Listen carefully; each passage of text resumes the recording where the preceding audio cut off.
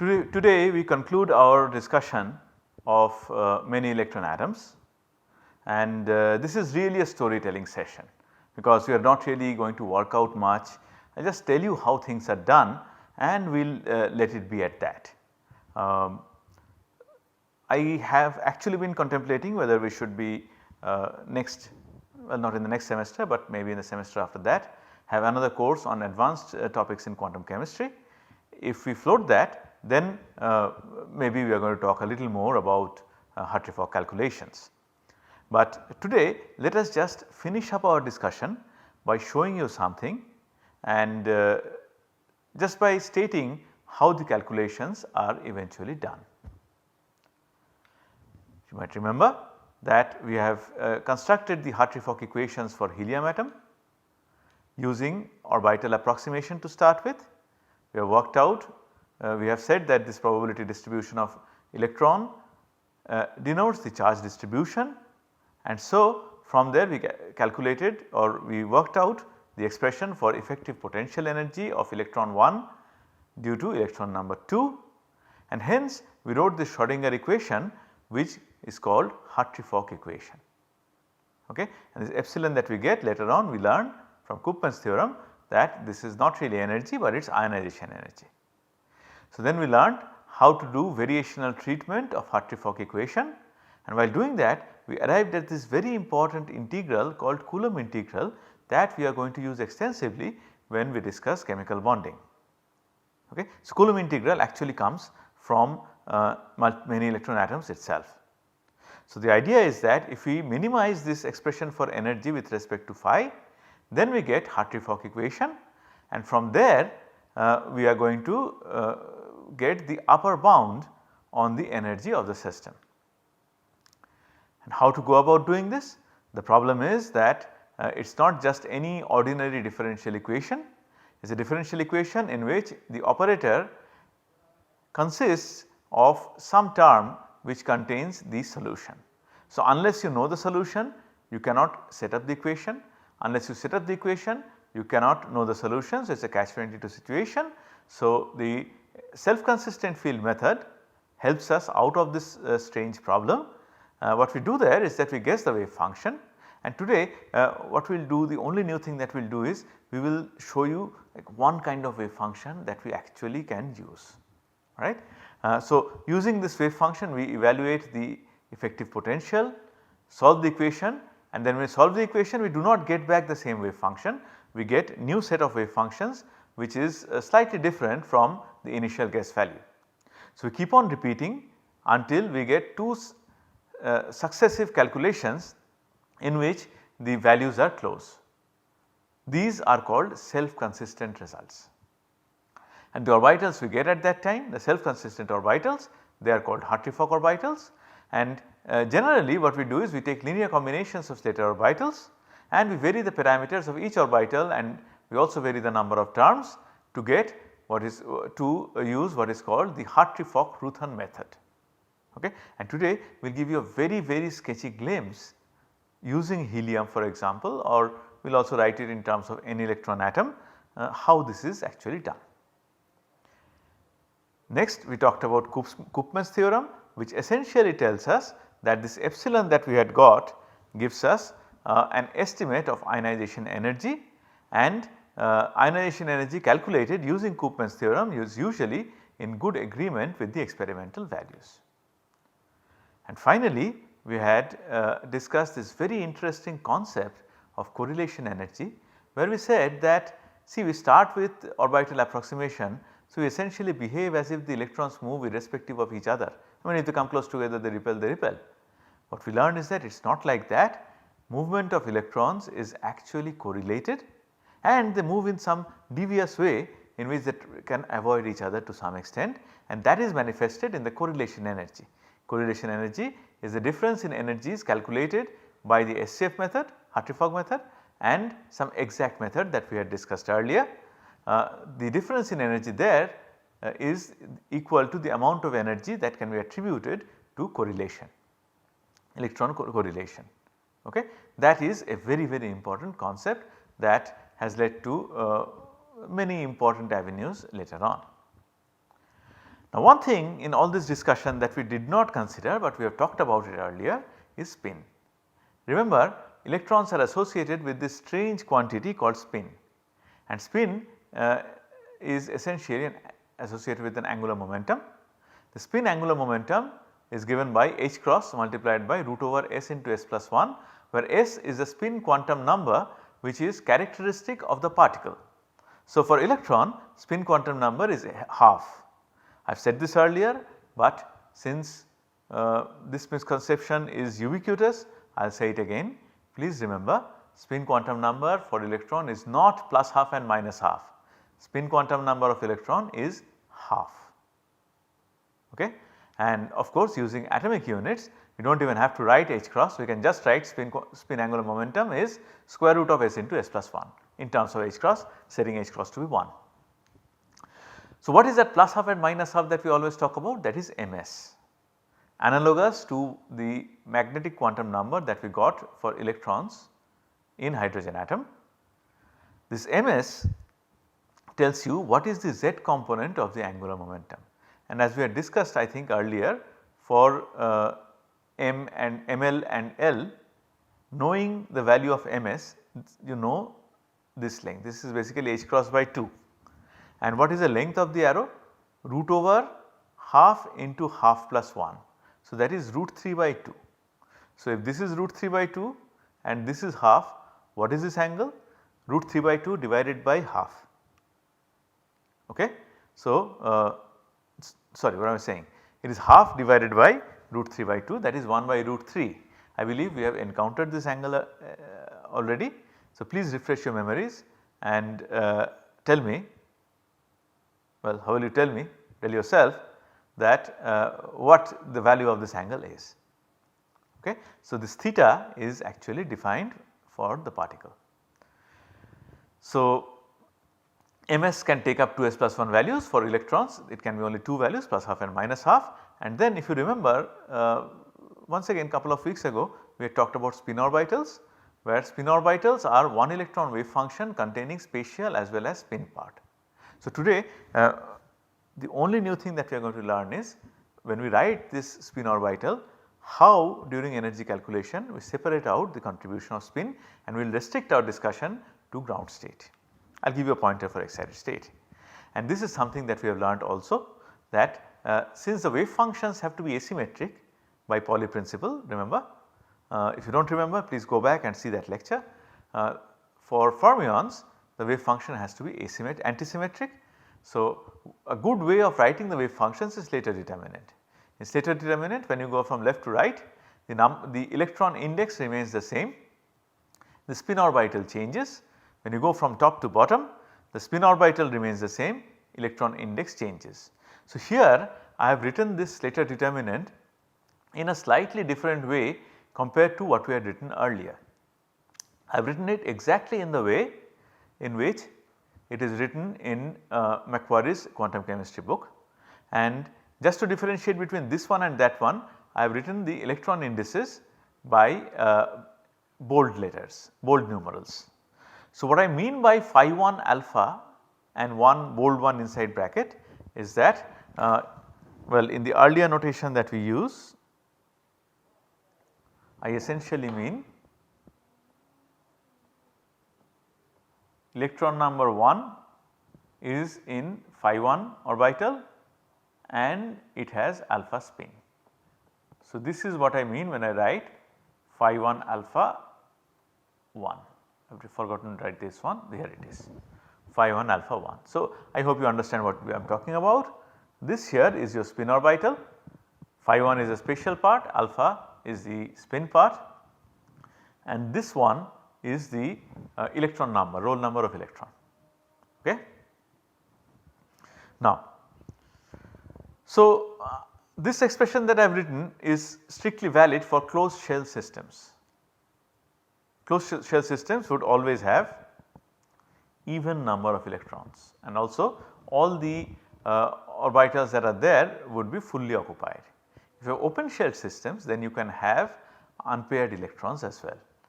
In that case, how do you handle the situation? We had left this question open as well when we discussed it last, Now I am telling you, you have to take linear combinations of Slater determinants to define the wave function there, right. So, you can use Slater determinants to write wave functions for closed as well as open systems.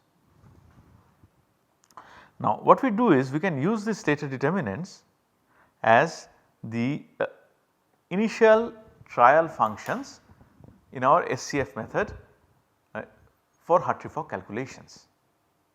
So when we do that, of course we need to know what the Hamiltonian is.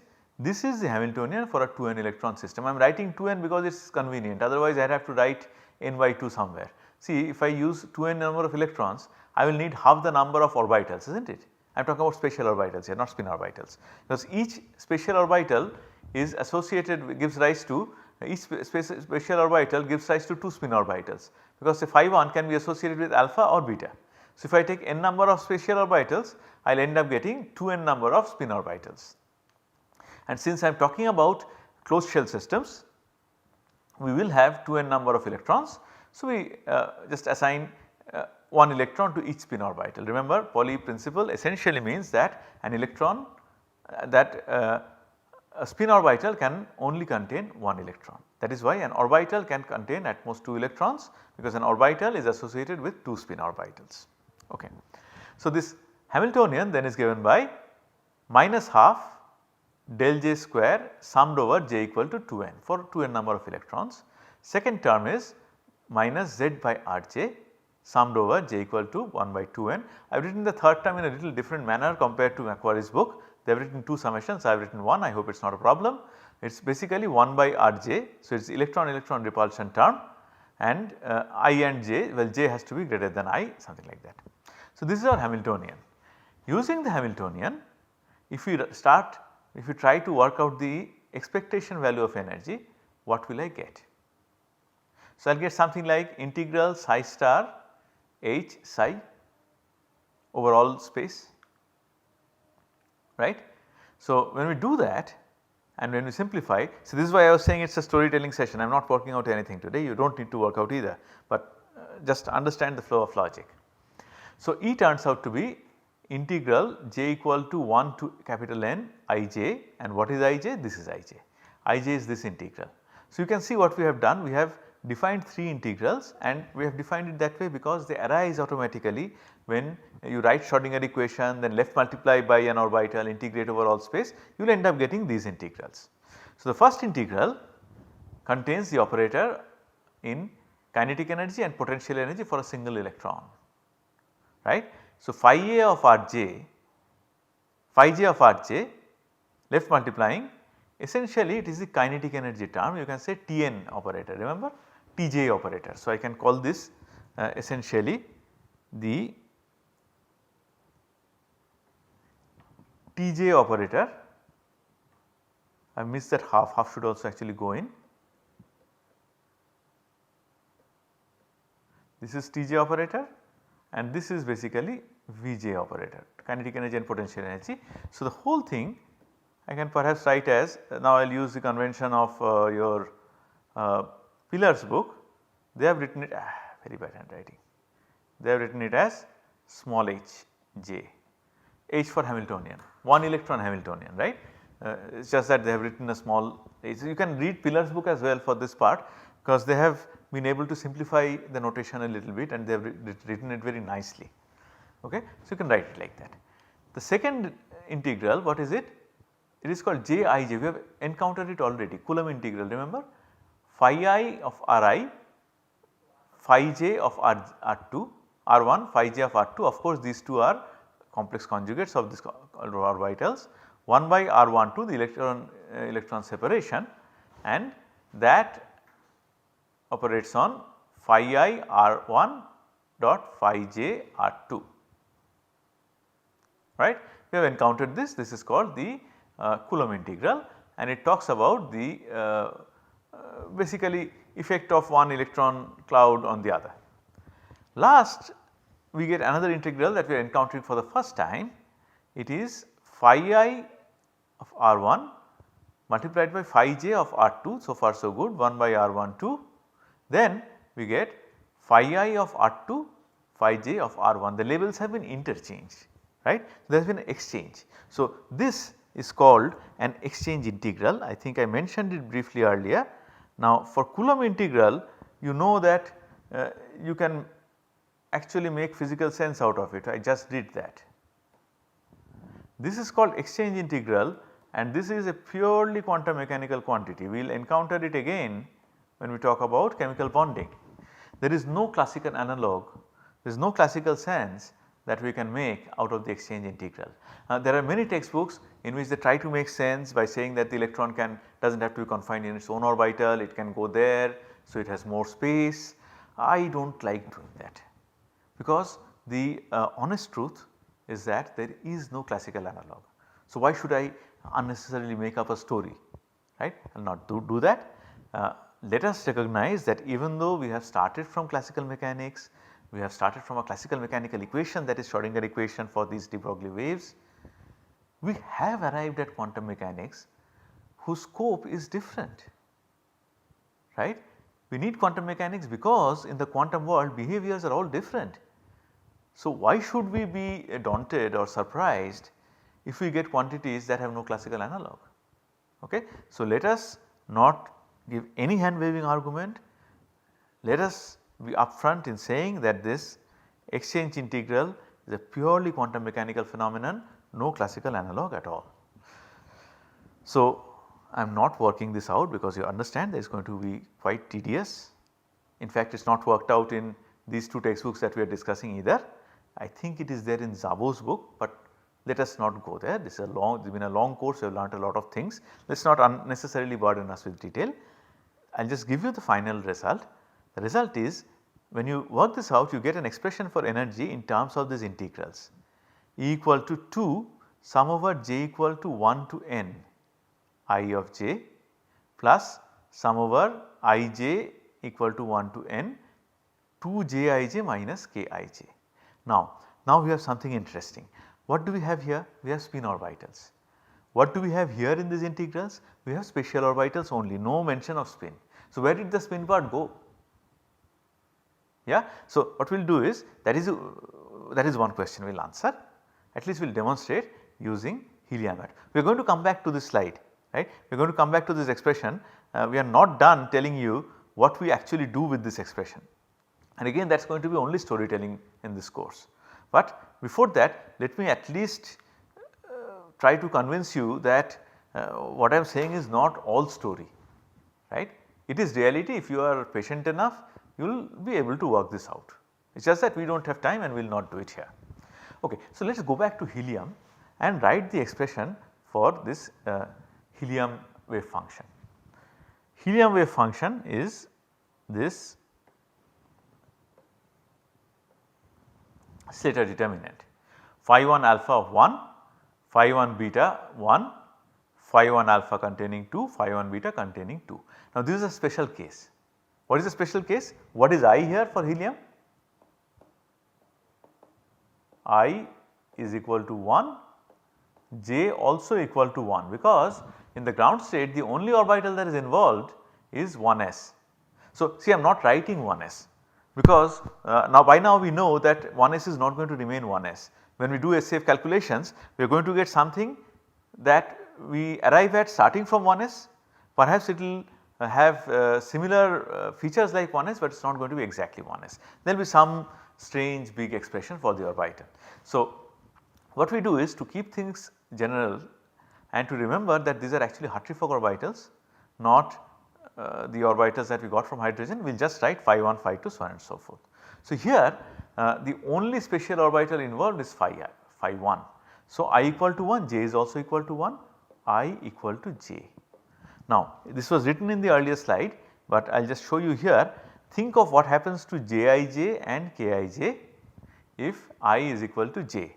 So, all I have to do here is that instead of this j I will write I, instead of this I will write I. Actually this is not Rij, this is R112, sorry for the mistake here, this is R12. If you write Rij, then you got a problem, right. That is why we write R12 here, so that we have no doubt that this is the separation between 2 electrons. Okay. So, here this 1 and 2 denote electrons, I and j, they denote the orbital numbers. Okay. So, phi I of R1, phi I of R2, phi I of R1, R1 sorry, and this j becomes I once again. What about here I, this becomes I, this is, why did I write this is, okay, this is fine, phi I, remember lots of mistakes here, this is R1, this is phi I, sorry I forgot to make corrections there, but now I have done it. So, now do you see that when I is equal to j, your JII is going to be KII, because there is no question of exchange now, you are using only one orbital. So, exchange essentially means that or electron of this orbital is there and electron of that orbital is here, that is the basis of that hand waving argument that we talked about a little while ago, but now we cannot do that. Yeah. So, there is no question of exchange because there is only one orbital. So, what will happen is that this K will not even feature, we will get whatever expression we get in terms of JII itself, J11 in this case.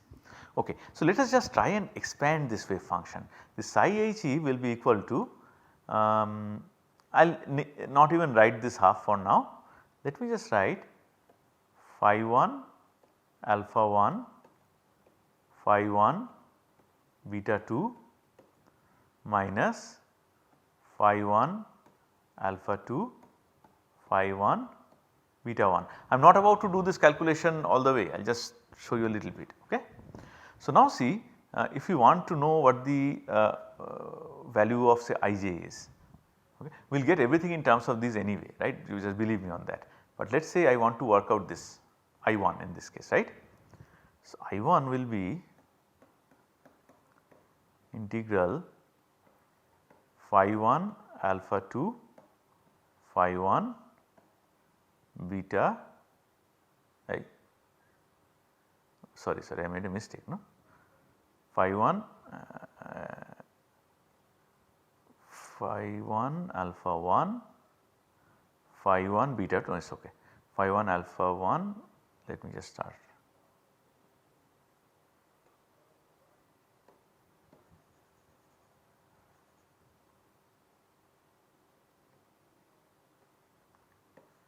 Instead of this phi, I am going to write this expression, or rather let me try to work with this. I think I am confusing you by saying this, let us not write that, let us do this. Okay. So, I will just write the whole thing now, phi 1 alpha 1 phi 1 beta 2 minus phi 1 alpha 2 phi 1 beta 1, this, and in Hamiltonian what I can do is I can just write this as say H1 plus H2. This here is H1 for electron number 1, 1 electron Hamiltonian, this is H2, 1 electron Hamiltonian for electron number 2. So, I can write H1 plus H2 plus 1 by R12 and now this is not I1, sorry. Oh man. Okay, sorry about that. So, I am writing an expression for wave function phi 1 alpha 1 phi 1 beta 2 minus phi 1 alpha 2